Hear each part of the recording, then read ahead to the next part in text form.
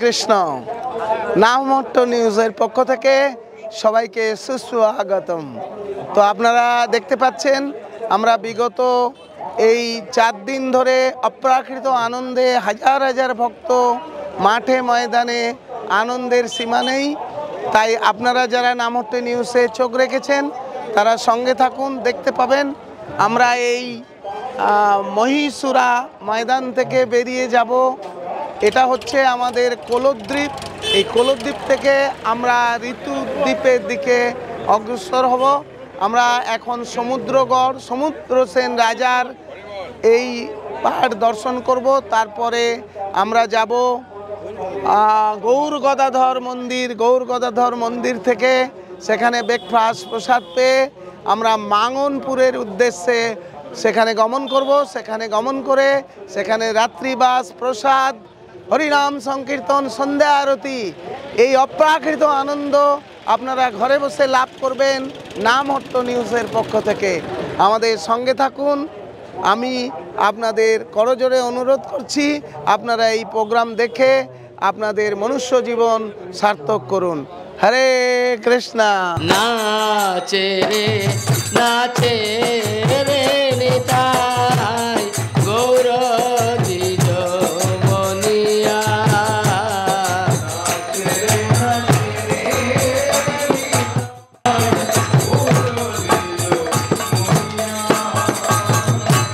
বাজে খোলো কর তাল, মধুর সঙ্গীত ভালো বাজে কর।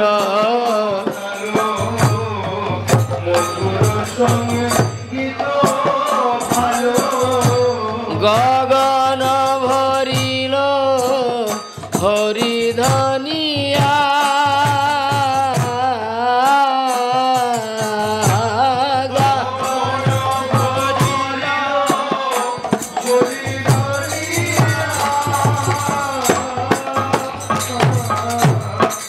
চন্দন চর্চিত কায় ফাগু বিন্দু বিন্দু তাই।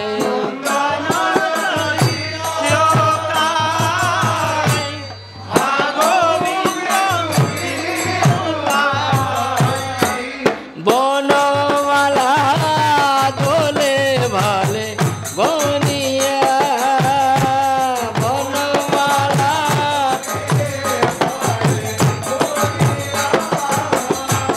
নাচে রে নিতাই গৌর দ্বিজ মনিয়া।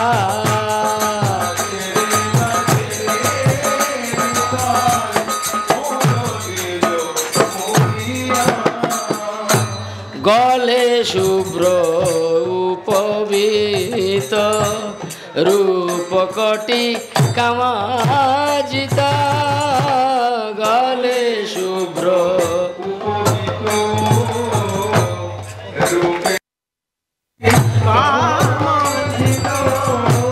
চরণে নূপুর রণ রণিয়া।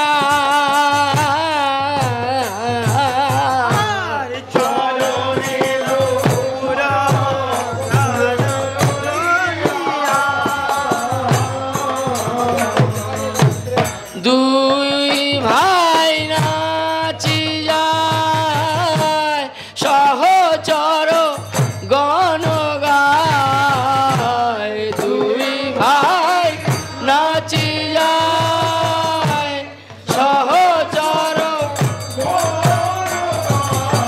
প্রভু গদাধর অন্ধে পড়ে তুলিয়া।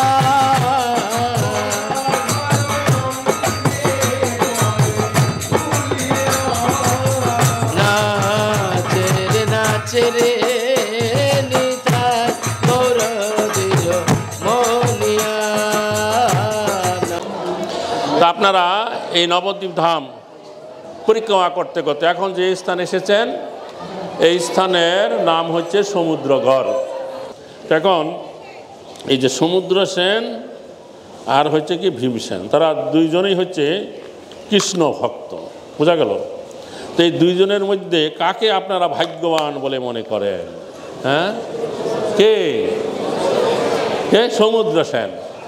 সমুদ্র সেন বড় কৃষ্ণ ভক্ত ছিলেন এবং তার ব্রত ছিল যে তিনি এই নবদ্বীপ ছেড়ে অন্যত্র গিয়ে কৃষ্ণকে দর্শন করবেন না। এই নবদ্বীপ ধামে কৃষ্ণ উদয় হবে, তিনি তাকে দর্শন করবেন, এটাই তার ব্রত ছিল। এবং তিনি সবসময় কৃষ্ণ নাম কৃষ্ণ ভজন করতেন আর আশা করতেন যে কৃষ্ণ কবে এই নদিয়ায় নবদ্বীপে আবির্ভূত হইবে। কারণ তিনি যখন এইখানে রাজত্ব করতেন তখন স্বয়ং কৃষ্ণ দ্বারকাতে ছিলেন, দ্বারকার রাজা হয়ে, বুঝতে পারছেন?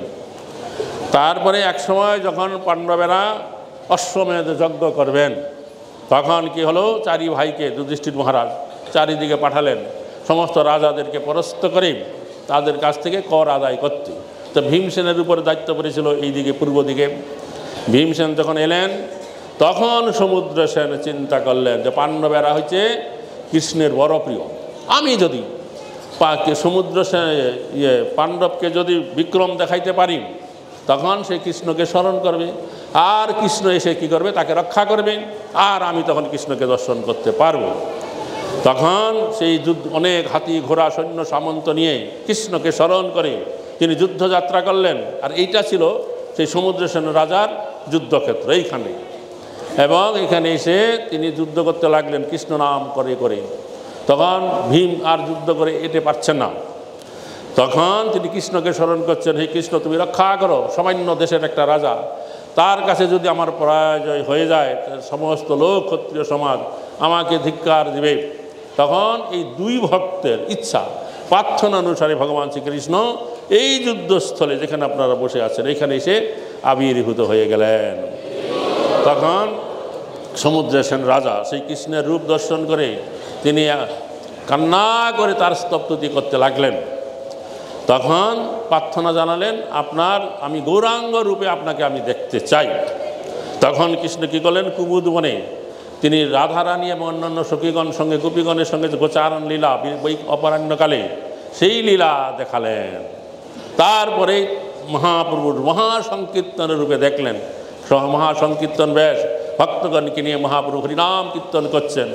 তা দেখে সমুদ্র সেন রাজা নিজেকে ভাগ্যবান মনে করছেন, ধন্য মনে করছেন, তার অনেক স্তবস্তুতি করলেন। তারপর সেই গৌরলীলাও অদর্শন হয়ে গেল।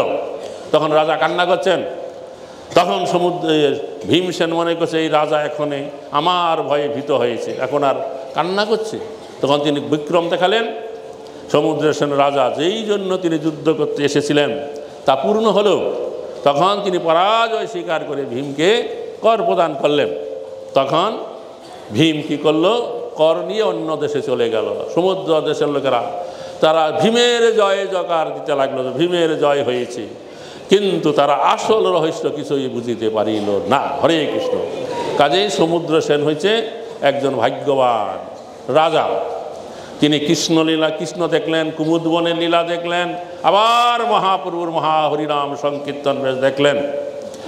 আর এই স্থান হচ্ছে গঙ্গা এবং সমুদ্রের মিলনস্থল, যার জন্য এটা হচ্ছে অভিন্ন গঙ্গা সাগর, অর্থাৎ সমুদ্র এইখানে চলে এলেন গঙ্গা দেবীর আশ্রয়ে, যে আমি এই নবদ্বীপে থেকে গৌরাঙ্গ মহাপ্রভুর আরাধনা করব। তখন গঙ্গা দেবী বললেন, দেখো সমুদ্র, তুমি এখানে আসছো মহাপ্রভুর ভজনা করতে, মহাপ্রভু আর কয়দিন এখানে থাকবে, কয়েকদিন পরেই এই নদিয়া ছেড়ে সন্ন্যাসী হয়ে নীলাচলে তোমার তীরে গিয়ে বাস করবে।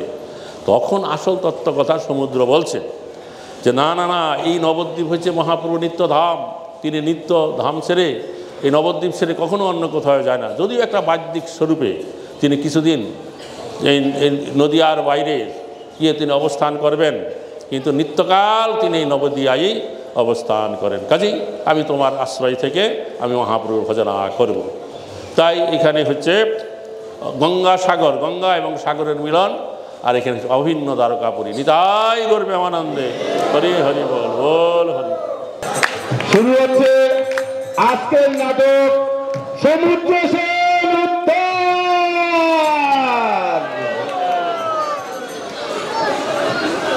এ ভাই সকল, তোমরা এসো, আমাদের কুরুক্ষেত্রের যুদ্ধ সমাপ্ত হয়ে গেছে। এখন প্রচুর অর্থের প্রয়োজন, আমরা রাজস্ব যোগ্য করব, অর্থের ভান্ডার শূন্য। এখন কি করা যাবে? তাই আমরা চাই এই জগতের সমস্ত রাজারা যাতে আমাদের বশ্যতা স্বীকার করে, তার জন্য উত্তর, পশ্চিম এবং দক্ষিণ সাইডের সমস্ত রাজাদের আমরা বশ্যতা স্বীকার করিয়েছি। তারা সকলেই আমাদের বশ্যতা স্বীকার করে তার উপলক্ষণ আমাদের দিয়েছে। আজ বাকি আছে পূর্ব দিকে। তা পূর্ব দিকে এই দায়ী করবার জন্য আমরা আমার যে 5 ভাই আছে, 4 ভাইয়ের মধ্যে আমি এই দায়িত্ব বন্টন করতে চাই।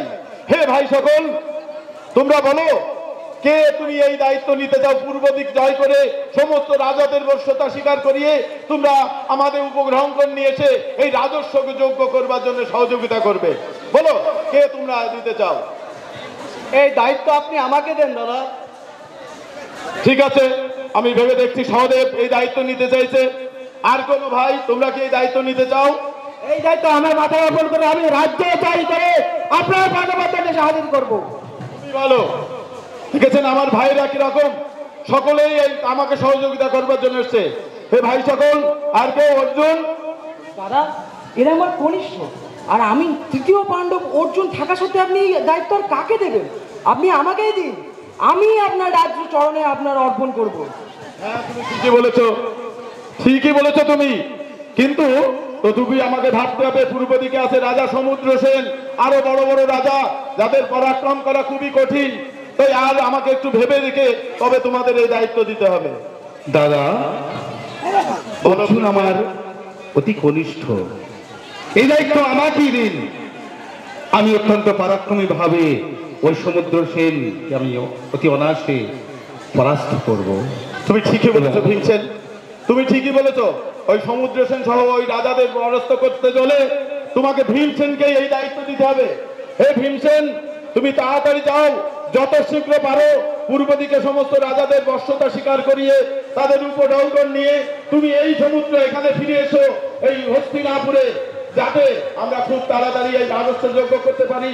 কুরুক্ষেত্রের যুদ্ধে বহু লোক নিহত হয়েছে, তাদের পাপের ভার লঙ্ঘন করবার জন্য আমি এই রাজস্ব যোগ্য করতে চাই। হে ভীমসেন, তুমি তাড়া করে যাও, গিয়ে পূর্ব দিকে সমস্ত রাজাদের বশ্যতা স্বীকার করিয়ে তাদের উপঢৌকন নিয়ে তুমি এখানে চলে এসো। হে সৈনিকগণ, কোথায় সৈনিক? হে অর্শ, অর্শ সহ আমি তোমাকে প্রেরণ করছি, যত শীঘ্র পারে তুমি যাও, এই সৈনিকদের নিয়ে তুমি চলে যাও। অশ্ব বাইরে বাধা আছে ভীমসেন, অশ্ব বাইরে বাধা আছে, তুমি ওখানে অশ্ব নিয়ে তবে ওখান থেকে যাবে। ঠিক আছে, তবে এখনই বেরিয়ে পড়ো ভীমসেন, যত শীঘ্র পারো তত তাড়াতাড়ি তুমি এই শিকার করে হস্তিনাপুরে ফিরে এসো। হে সৈনিকগণ, তোমরা প্রস্তুত? এখনই আমরা পূর্ব দেশে উদ্দেশ্য রওনা হব। ঠিক আছে, চলো।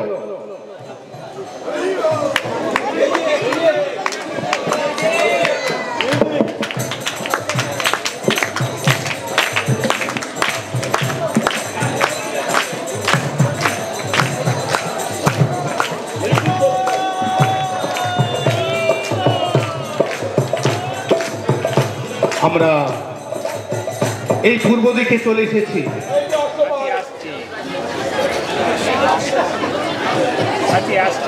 আমরা এই সৈনিকগণ আমরা এখানে ছাউনি করব। ঠিক আছে, আমরা আজকে রাত্রে এখানে যাপন করার পর আমি শুনেছি যে এই পূর্ব দেশে সমুদ্র সেন বলে অত্যন্ত পরাক্রমী রাজা। তো সেই পরাক্রমী রাজা সমুদ্র সেনকে পরাস্ত করলে আমরা সর্বত্রভাবে বিজয়ী হব। বিভিন্ন রাজ্যে যান, বিভিন্ন রাজ্যে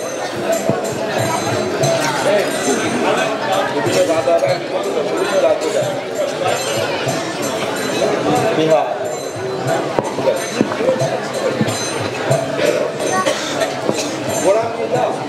সমস্ত রাজারা আমার এখানে এসে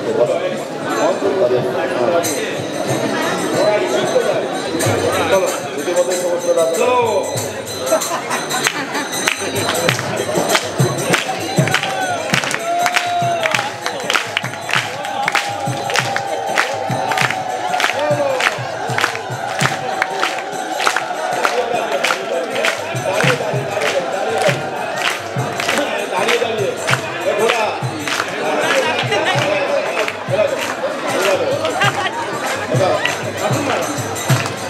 এই তো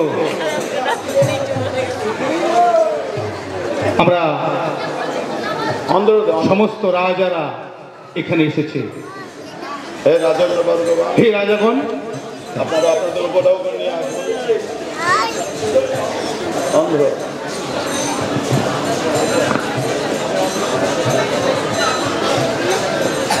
আমি অন্ধ্রপ্রদেশের রাজা। হে ভীমসেন, আমি আপনার বৈশ্যতা স্বীকার করছি। এই নেন, আপনার পর্যাপ্ত কর আমি প্রদান করছি। ঠিক আছে, ধন্যবাদ। ধরো সৈনিক, চলো।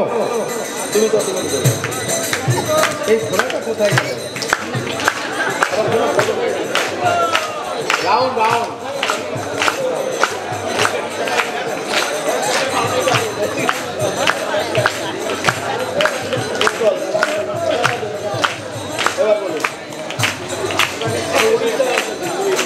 এই তো উৎকল দেশে চলে এসেছি। আমি উড়িষ্যার রাজা। হে ভীমসেন, আমি আপনার বশ্যতা স্বীকার করলাম। আমি আপনাকে পর্যাপ্ত কর প্রদান করলাম। ধন্যবাদ।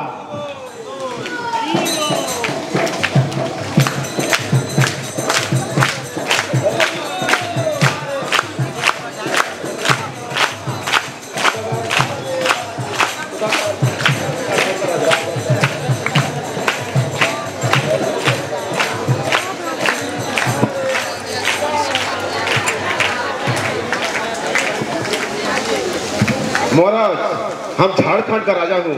मेरा ये कर, ये वस्त्रता स्वीकार कर लीजिए।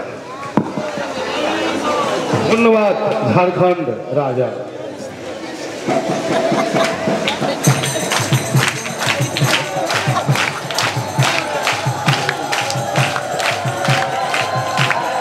আমরা সমস্ত রাজ্যে পরিভ্রমণ করে সমস্ত রাজার আমাদের যথেষ্ট পরিমাণে অর্থ আদি প্রদান করেছেন। এখন শুধু এই পূর্ব দেশে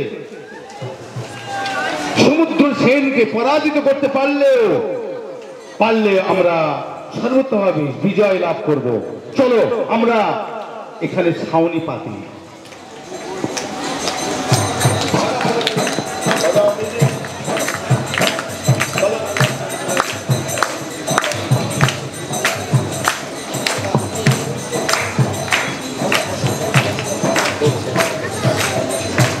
ঈশ্বর পরম কৃষ্ণ সচ্চিদানন্দ বিগ্রহ অনাদিরাদি গোবিন্দ সর্বকারণ কারণম।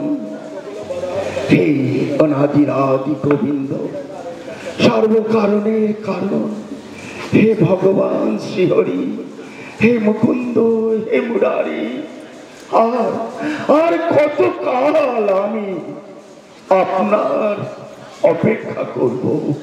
আর তো আমি ধৈর্য ধারণ করতে পারছি না প্রভু। আমাকে দর্শন দেন প্রভু, আমাকে কৃপা করুন প্রভু। কিন্তু কিভাবে সেই প্রভুর কৃপা আমি লাভ করব? আমার তো ভক্তি নেই, জ্ঞান নেই, বুদ্ধি নেই। আমি তাহলে সেই পরম পুরুষোত্তম ভগবান শ্রীহরির কৃপা আশীর্বাদ কেমন করে লাভ করতে পারি? কেমন করে তার কৃপা কটাক্ষ আমি প্রাপ্ত হব? আমাকে বুদ্ধি দাও প্রভু, আমাকে বুদ্ধি দাও।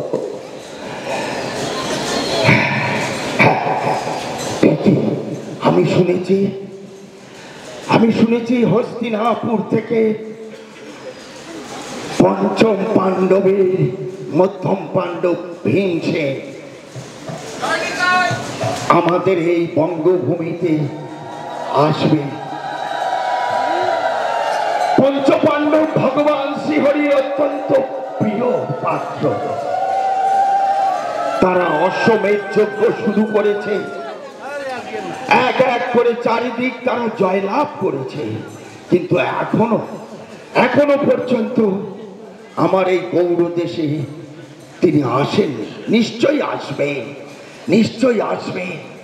আর এই সুযোগে যেমন ভাবে হোক, ছলে বলে কৌশলে ওই ভীমসেনকে বন্দি আমার করতেই হবে। আর ওই ভীমসেনকে যদি আমি বন্দি করতে পারি, সেই পঞ্চ পাণ্ডব ভগবান শ্রীহরির অত্যন্ত প্রিয়, তার কাতর প্রার্থনায় ভক্তবৎসল ভগবান শ্রীহরি পঞ্চ পাণ্ডবের মধ্যম পাণ্ডব ভীমসেনকে রক্ষা করার জন্য অবশ্যই আসবে। আর সেই সুযোগে আমি তার কৃপা কটাক্ষ লাভ করতে পারবো। হে প্রভু, তুমি বড় দয়াময়, বুদ্ধি আমার প্রদান করেছ প্রভু। নমো ব্রহ্মণ্য দেবায় গো ব্রাহ্মণ হিতায় চ জগদ্ধিতায় শ্রীকৃষ্ণায় গোবিন্দায় নমো নমঃ। গোবিন্দায় নমো নমঃ। সর্বনাশ সর্বনাশ সর্বনাশ হয়েছে মহারাজ। কি হয়েছে সিপাই? ওই যুধিষ্ঠির মহারাজের মধ্যম ভাতা ভীমসেন পাণ্ডবপুত্র আপনার রাজ্যে ছাউনি পেতেছে মহারাজ।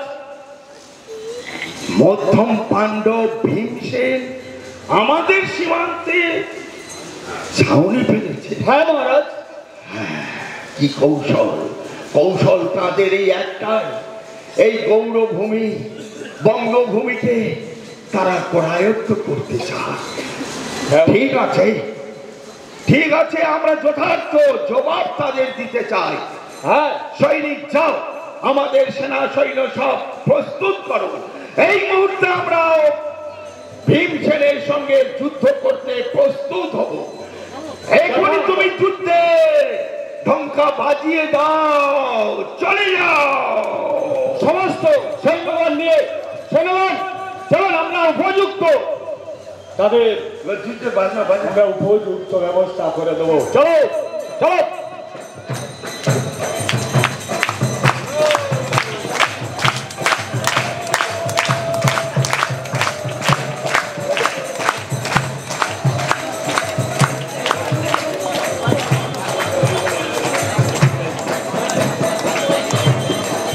এই তো আমরা সমুদ্র সেনের রাজধানীতে চলে এসেছি। কোথায় কোথায় সমুদ্র সেন?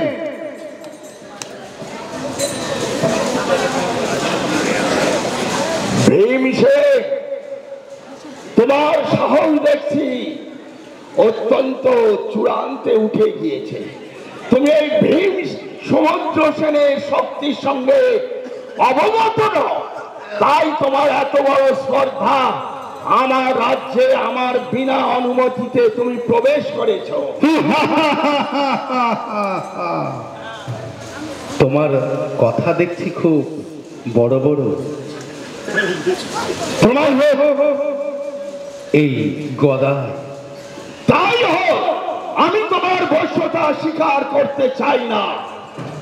বাহুবলে রাজার কাছ থেকে রাজ্য ছিনিয়ে নেওয়া যায়, ভয় দেখিয়ে চোখ রাঙিয়ে কখনো রাজ সিংহাসন দখল করা যায় না। ভীমসেন, দেখাও তোমার বাহুবল। তুমি কি করে যুদ্ধ করবে? তোমার গদাটা তো খুব ছোট।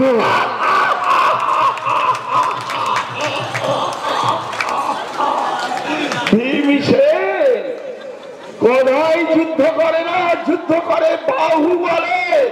দেখা যাক কার গায়ে কত শক্তি। ঠিক আছে, আমার ছোট হলে কি আছে, এই গদার আঘাত তুমি সহ্য করতে পারবে না ভীমসেন। সাবধান সাবধান।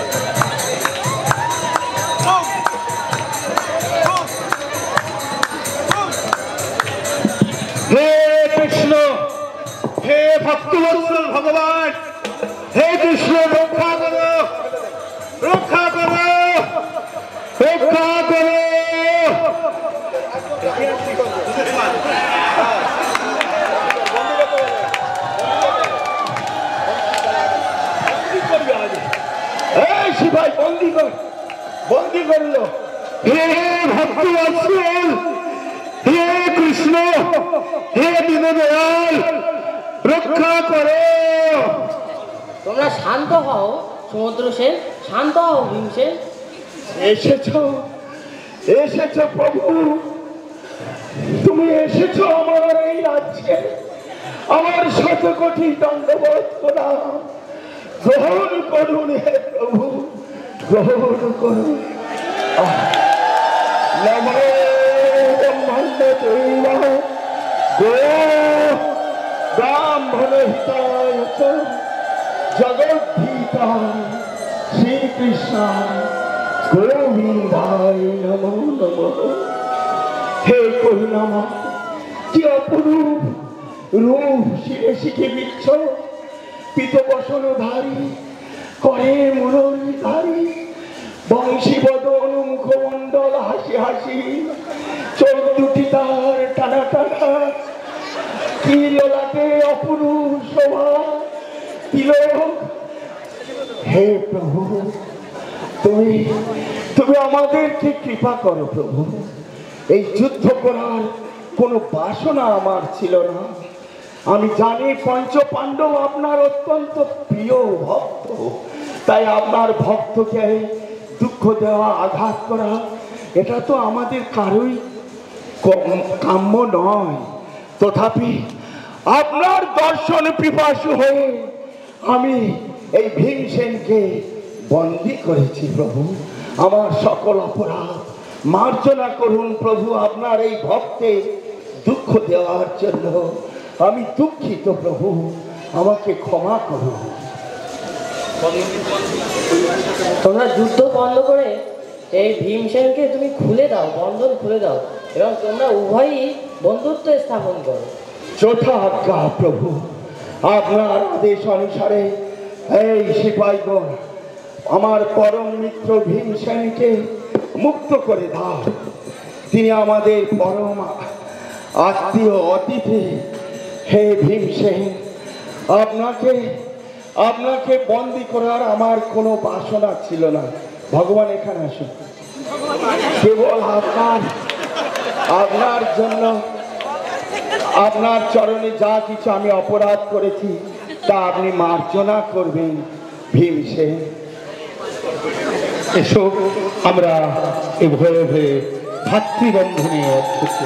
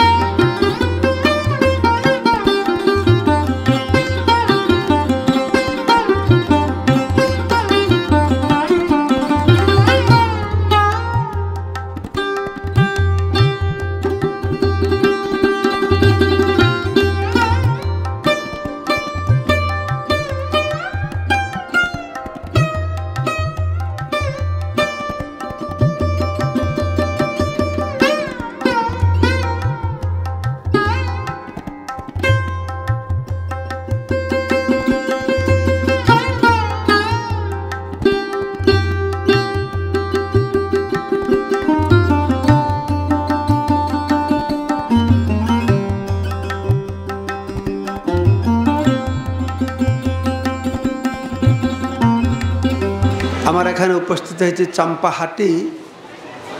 এখানে গৌর গদাধর বিগ্রহ দর্শন করেছেন। এই বিগ্রহের বৈশিষ্ট্য হচ্ছে চৈতন্য মহাপ্রভু প্রকট সময় বিগ্রহ প্রকট হয়েছিলেন। এখানে দ্বাপর যুগে অনেক চম্পা ফুলের গাছ ছিল। বৃন্দাবন থেকে চম্পকলতা সখী এসে এখান থেকে পুষ্প চয়ন করে রাধাকৃষ্ণকে দিতেন। কলিযুগ এসে গেছে, তখন কি হয়েছে, তখন এরা হাট করতে শুরু করেছে, হাট বসিয়েছে। তখন থেকে জায়গার নাম হলো চম্পাহাটি। আর ঈশান ঠাকুর উনি অন্য রকমের বর্ণনা দিচ্ছেন। কবি জয়দেব খুব বিরক্ত, অর্থাৎ তিনি খুব মানে বিষয়ের প্রতি সম্পূর্ণ অনাসক্ত ছিলেন। তো কবি জয়দেব তাকে ভর্ৎসনা করে বলছেন, তুমি রাজা, তুমি বিষয়ী, তোমার বাড়িতে আমি যাব না। আরও যখন অনুনয় বিনয় করে বলছে না না চলুন চলুন, কবি জয়দেব বলছেন তাহলে আমি তোমার রাজ্য ছেড়ে আমি পুরী চলে যাব। তখন আবার অনুনয় বিনয় করে বলছে না না একটা কাজ করুন, আপনি এমন একটা কাজ করুন, আপনার কথা থাকবে আমার কথা থাকবে।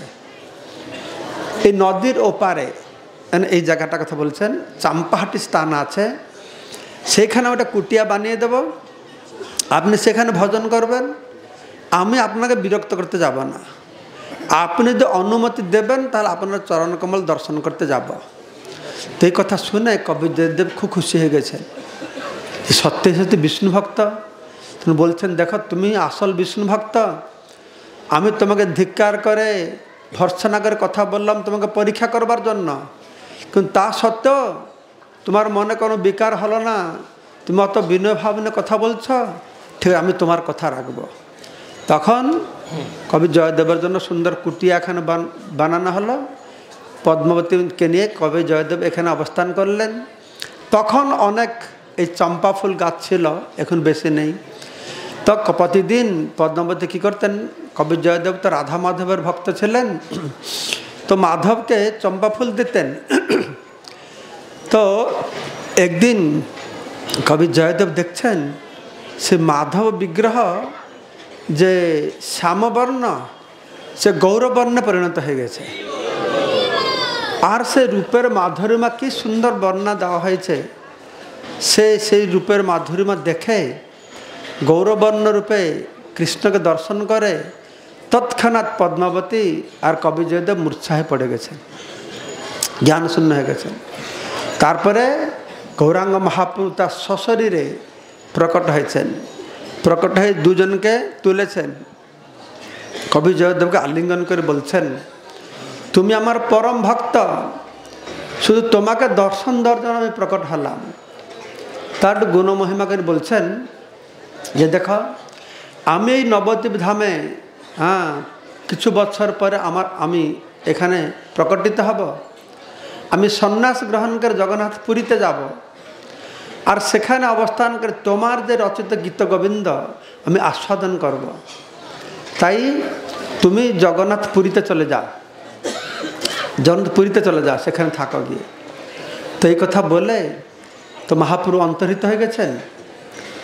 আর কবি জয়দেব খুব ব্যাকুলিত হলেন যে আমাকে কেন নবদ্বীপ ধাম পরিত্যাগ করতে বলা হলো, আমার কি অপরাধ হয়ে গেছে। খুব কান্নাকাটি দুজন করছেন, নবদ্বীপ অত সুন্দর, নবদ্বীপ ছেড়ে দিতে আমার ইচ্ছা হয় না।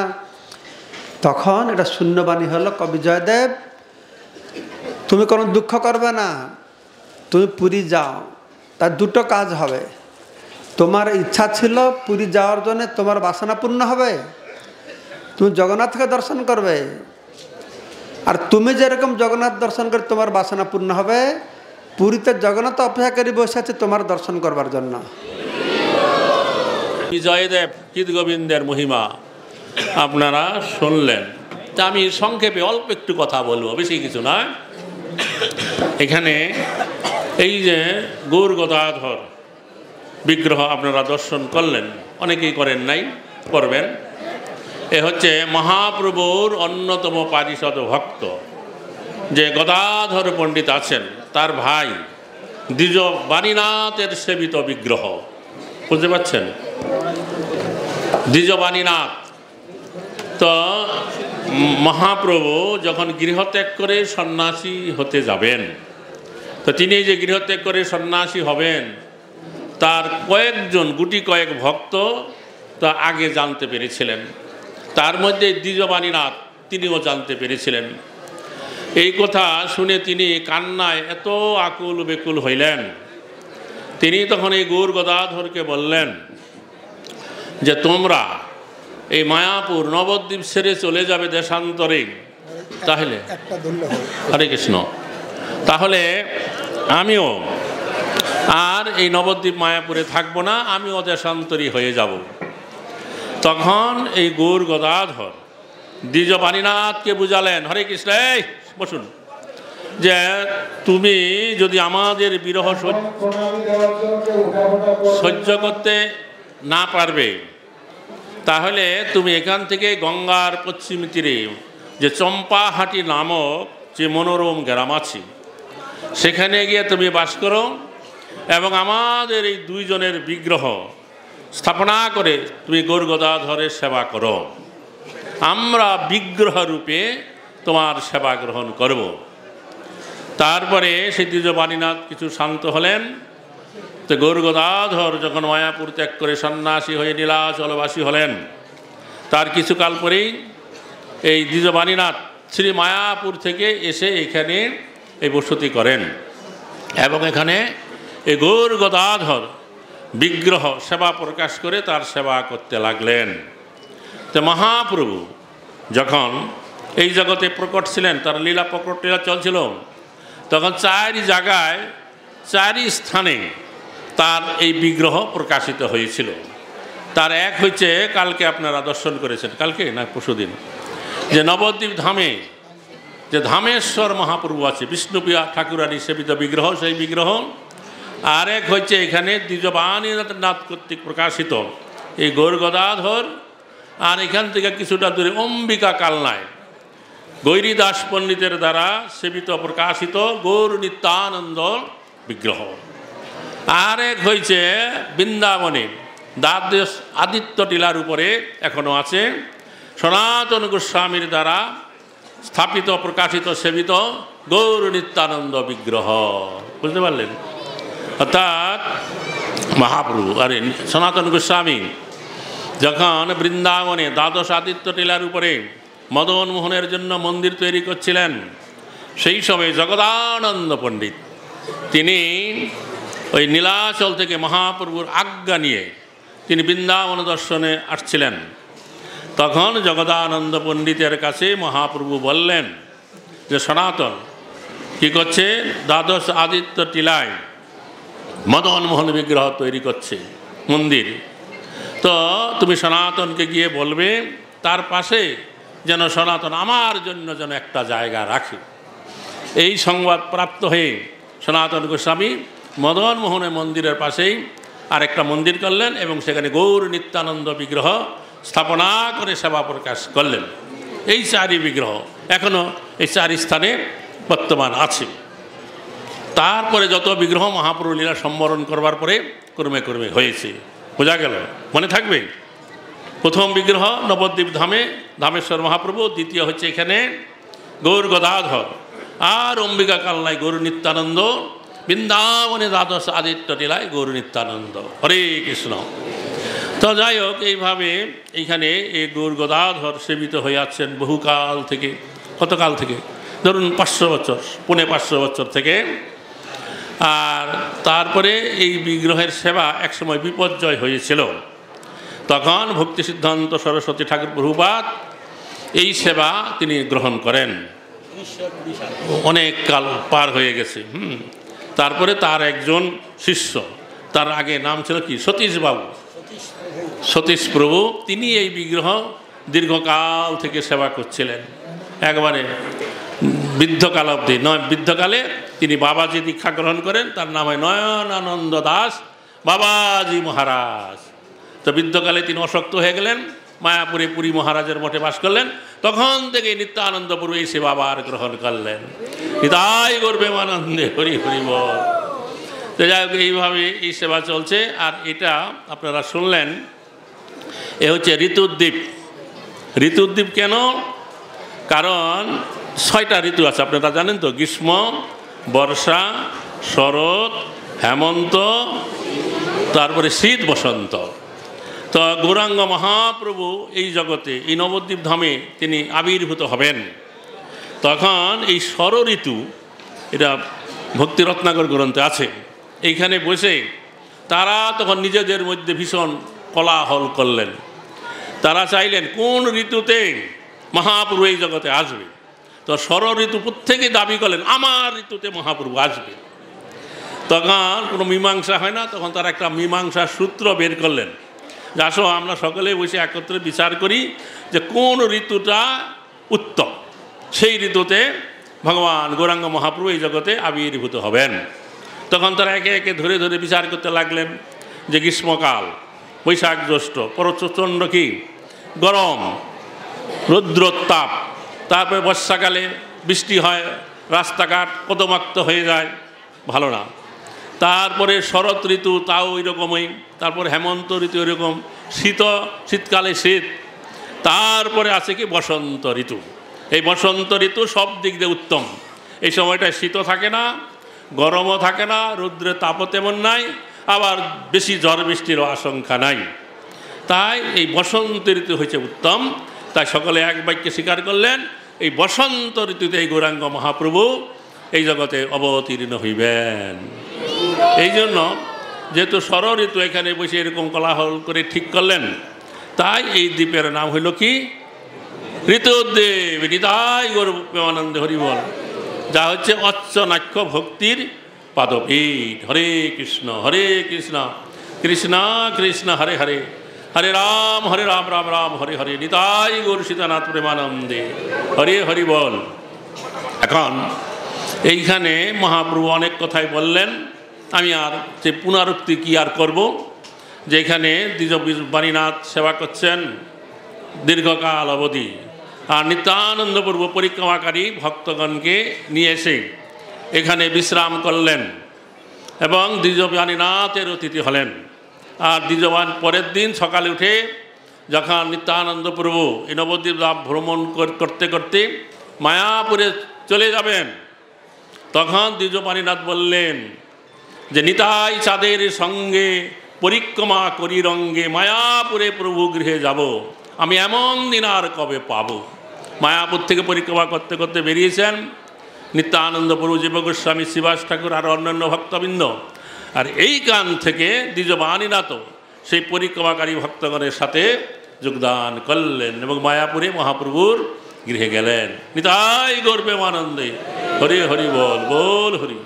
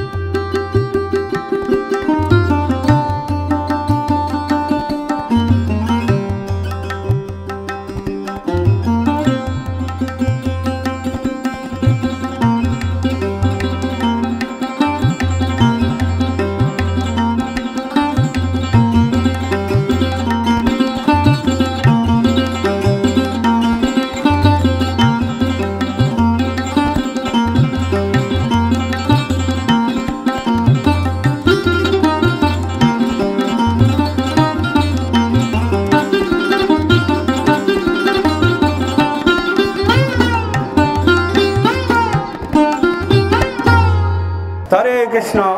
তা আমরা গৌর গদাধর দ্বিজবাণীনাথের সেবিত বিগ্রহ আপনারা দর্শন করেছেন, আমরা সকলে দর্শন করেছি। তা আমরা এখন বর্তমানে অবস্থান করছি কোন দ্বীপ আপনাদের মনে আছে? ঋতুদ্বীপ। এই ঋতুদ্বীপে কি হয়েছিল? সমস্ত ঋতু, 6 ঋতু আছে, তো 6 ঋতু এখানে কোলাহল শুরু করেছিল যে মহাপ্রভু আমার ঋতুতে আসবে, ওই অন্য ঋতু বলছে আমার ঋতুতে আসবে, বর্ষা বলছে আমার ঋতুতে, শীত বলছে। তো এইরকম তারা কলহ শুরু করেছিল। তারপরে কি সিদ্ধান্ত শাস্ত্রে বর্ণনা করা আছে কি না, তটস্থ হইয়া বিচার করিলে আছে তার তারতম, যার যেই রস সেই তো উত্তম, তটস্থ হইয়া বিচারিলে আছে তার তারতম। সবাই বলছে আমার ঋতু ভালো, কিন্তু এখন বিচারে বসলো, তটস্থ হয়ে বিচার করে দেখলো কোন ঋতু শ্রেষ্ঠ? বসন্ত ঋতু। কোকিলের ডাক শুনতে পাচ্ছেন? হ্যাঁ, মাঝে মাঝে বসন্তের কোকিল। আর চারিদিকে আম্র মুকুল, ধান ক্ষেত, কত সুন্দর পরিবেশ।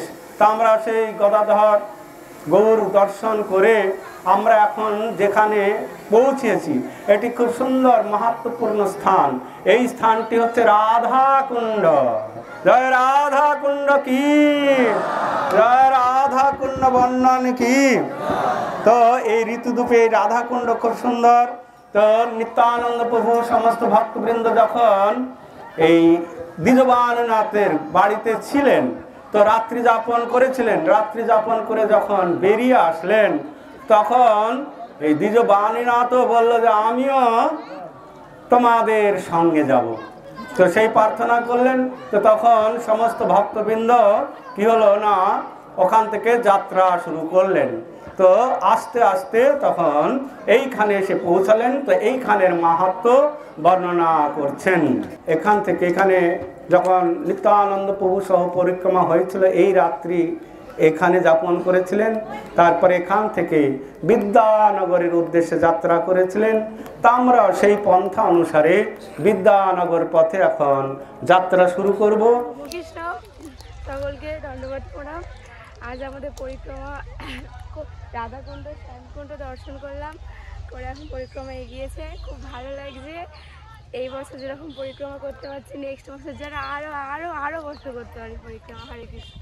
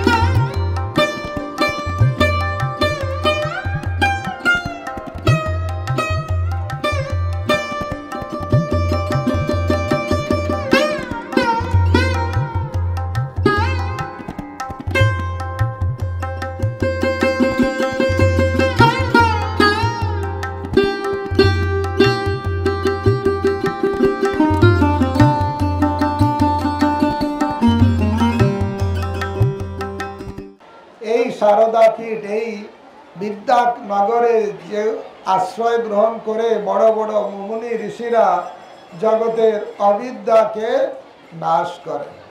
বাল্মীকি মুনি তার গুরুদেব নারদ মুনির কাছ থেকে বা এই রামচন্দ্রের কথা শ্রবণ করেন।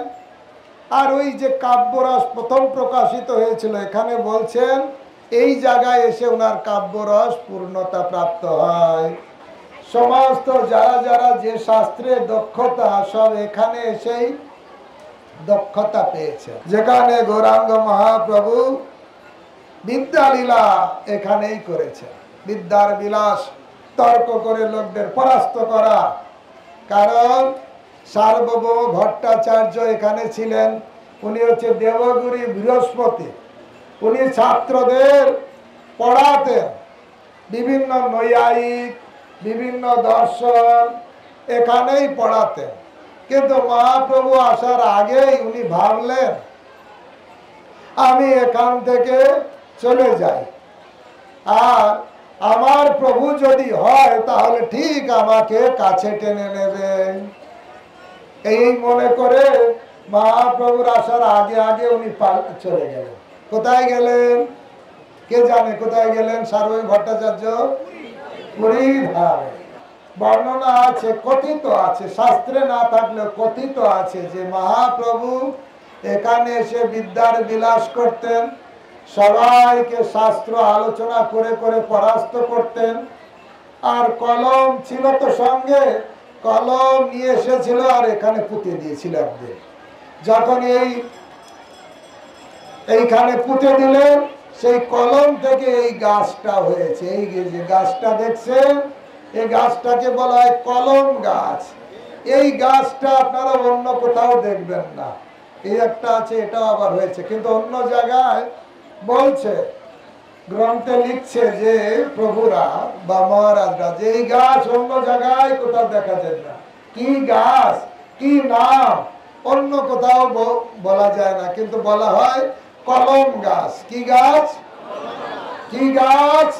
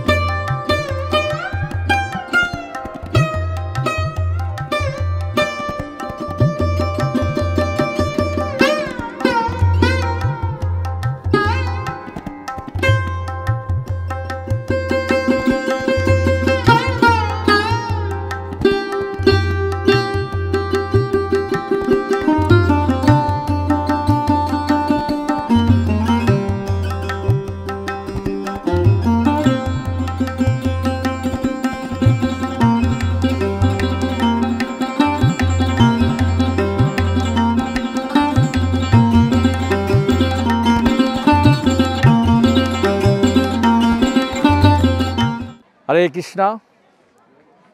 আজকে এই নবদ্বীপ মণ্ডল পরিক্রমার আজকে পঞ্চম দিন। তা এই পঞ্চম দিনে এই নামহট্টর কোয়া গ্রুপ তথা নিত্যানন্দ গ্রুপ তারা গত রাত্রে অবস্থান করেছিলেন সেই মহীশূরা থেকে সকালে মঙ্গলারতি করার পরে তুলসী মহারানী পরিক্রমা করার পরে সেখান থেকে সমুদ্রগড় হয়ে বিদ্যা বাচস্পতির বাসভবন হয়ে বিদ্যানগর হয়ে এই আজকে এখানে এই জায়গাটার নাম হচ্ছে